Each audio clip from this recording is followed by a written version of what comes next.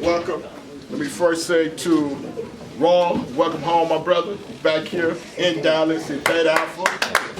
And all started to the young men, the Omega Lamplighters from Tallahassee. We thank you. We're proud of you, young men. I can't tell you how proud we are of Royle as well. I can remember when he was little and disrupting chapter meetings. All right, what's good? Royle King, 15, spring 2007, the Mighty Melodic Bloody Up Upsilon Psi chapter of Omega Psi Phi Fraternity Incorporated, and I'm here with oracleonline.org. I'm from Dallas, Texas, born and raised. My parents, Royle King Sr. and Mary King, originally are from San Antonio, Texas, and they met as youngsters in San Antonio, and eventually my mom followed my dad to Houston, where they both got their degrees from different schools. But my dad is Omega Theta, Omega Psi Phi 71, and Q Theta.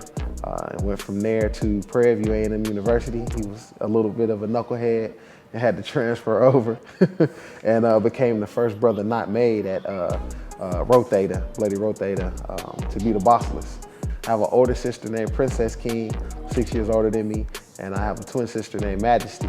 And then of those 3 children, I'm the baby. When you're the youngest, you know, and the only boy, it can be tougher on you. Dad can be tougher on you to build you up. And one story that as I mentor these young men that I appreciate with my dad is that everything that our parents do, we don't necessarily agree with, but we don't understand. You know, at 14 and 15, your world is so small and you think you know so much more, when in actuality, you just haven't seen anything yet. So a lot of times I remind myself of those experiences I had with my dad when I was, you know, upset. But now as a man, I understand what he was doing and appreciate and know that that structure that is being built into you as a young man, you don't understand it now, but your 20-year-old, 25-year-old self will later. So my dad and our relationship is really good. And that's how I was first introduced to Omega Psi Phi Fraternity Incorporated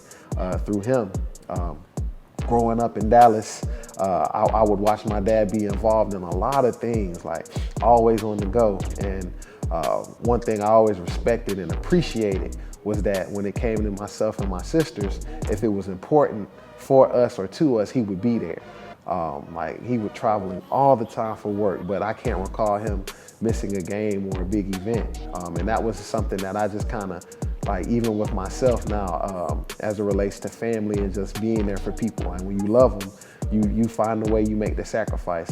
So I just always appreciated him doing that, understanding that he had to do what he had to do to provide for our family, but still, you know, made a means to be at our events. And I can even recall when I was 12 or 13 playing basketball, and we didn't have a coach for our team.